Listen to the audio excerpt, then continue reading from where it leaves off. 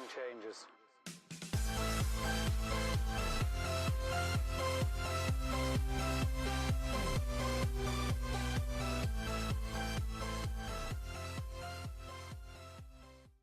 Hey, what's going on, Rockstars? Welcome back.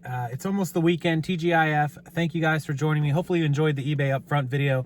And today I wanted to give you a little quick lesson on money management, finances, and what I like to call cash flow and the float.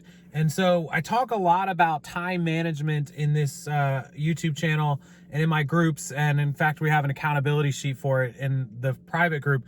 But something a lot of people don't talk about is cash flow and money management. When you have tons of money and more money than you can, you know what to do with, it's really not an important skill. But to get to that point, if you're budgeting and you're on a set income, or you know how much money you're making every week, you've got to get good at money management and cash flow. And so basically what that means is, let's say on the first of every month, you have bills that come out. Your mortgage comes out, your electric comes out, your car payment. Let's say all these bills come out and it's $2,000, right? Let's just say that that's the number. And let's say on the first of the month, you have $4,000 in your bank account, in your checking account, right? And so then you know at the end of the day, on the first, at the end of that day, your bank account is going to have $2,000 left in your account because all your bills are going to come out. And so then what you need to do on a calendar or a notepad, I like to do it on a notepad in a list, like the first, the second, the third. You can do it on a spreadsheet. Sometimes I do it on spreadsheets as well. You're going to write the second. And on the second of the month, let's just say March 2nd, because that's what's coming up. Let's say that you don't have any bills due on March 2nd, right? Well, you're going to write 0 as bills due, and then next to it, your remaining balance is $2,000 because you still have $2,000. Well, let's say that you decide to make a grocery trip that day, sometime in the afternoon. You go to the grocery store, you spend $200.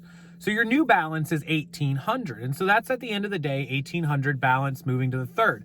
Now, let's say on the third, you have some more bills due, your Netflix and your cable and some other bills, maybe like $500, right? So you know at the end of that day, you're going to have $1,300. Right? And then we're going to go to the third and the fourth and the fifth and the sixth. We're going to work our way through. And at some point, as you're writing all of this down, you're going to get to the point where you get a paycheck.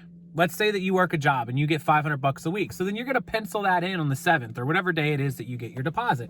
And your balance is going to go back up. At some point during that month of March or whatever month it is, your balance is going to go to 0. Let's say it's sometime around the 16th, 15th, 16th, your balance goes to 0. And then as you write in every single day after that, your balance is going to be negative $200, negative $800. Your second car payment comes around, negative $1,000, whatever it is.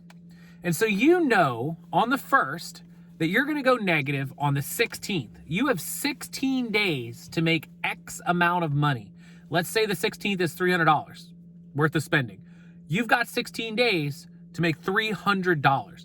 And then you've got, by the 17th, you maybe have some more bills come out. You need $500. And basically that allows you to see how many days you have left to make X amount of money. Or if you have, if you have plenty of money, it'll show you where your balances are.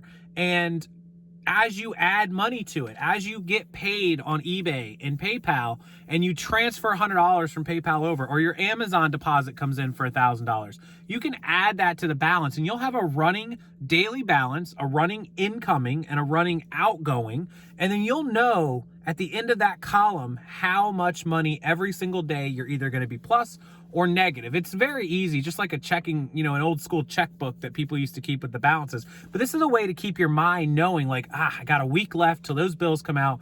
Currently, if I don't make another dollar, I'm going to be negative $50. So I know I have to make $50 by Saturday, a week from now. And really, I would love to take care of the rest of the bills, 2 weeks early. The next 2 weeks are going to cost me $800. I'm 50 negative by Saturday. So I need $850 over the next 2 weeks to pay all the bills. And I've got, the next 7 days and then 14 beyond that. So I got 21 days to make $850, give or take.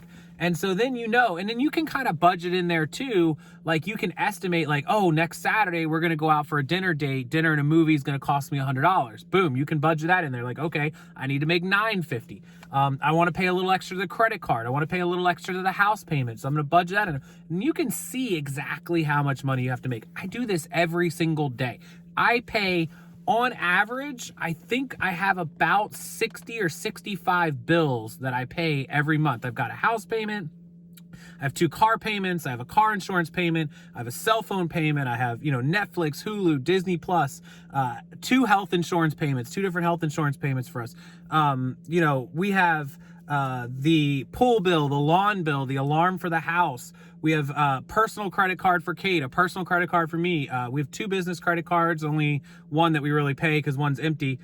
We have, lots of, I don't even know what else we have. We have, we have a card for our dental and medical stuff that we've had done that we pay on. We have, I'd have to swipe through them on my phone. We have, the eBay store comes out of our PayPal account, our eBay fees. We have our, Amazon comes out automatically. Posh comes out automatically. We have my email servers. We have my website. We have my Shopify store. We have cost of goods to vendors that I pay. We have all this stuff that I pay. And so it's marked down every single day how much is coming out that day and then where my business checking account is or my personal. And so what those balances are going to be. And I know how much I need to fill them up with. Today's a great example. I just got my car back today and I had to pay $2,500 for a brake job, brake pads, rotors, and some oil change. That's correct, $2,500. And so I budgeted, this was weeks ago, I put it into the line item on February 27th/28th, $2,500 was coming out for car maintenance.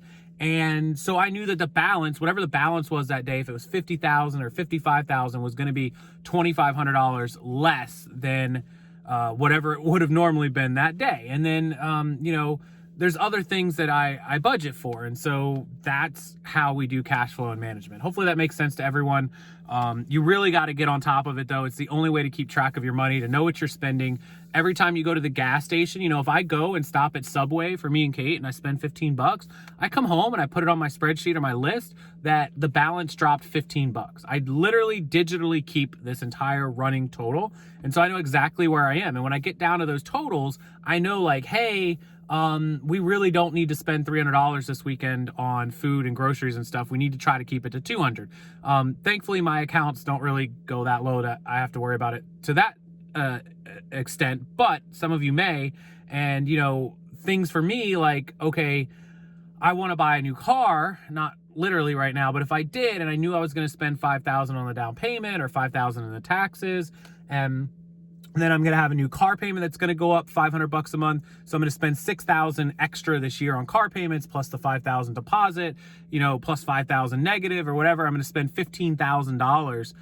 Is that a good decision or not a good decision? And so those are kind of sort of the things, we need a new roof on our house, which I'm going to be doing. It's like $6,500.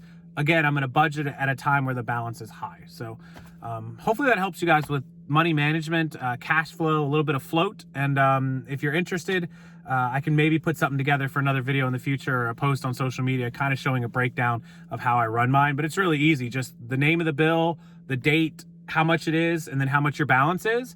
And then just run that down day, how much you have, how much you're spending, and how much you'll have left. And that's it. So enjoy the video, guys. Thank you so much. I love bringing them to you. Make sure you hit that like button. Make sure you hit the subscribe button. And I will see everybody in the next video. I'll see you this weekend on Saturday. Tonight's Friday, TGIF. And I'll see you in the afternoon. So have a wonderful night. And thank you for watching.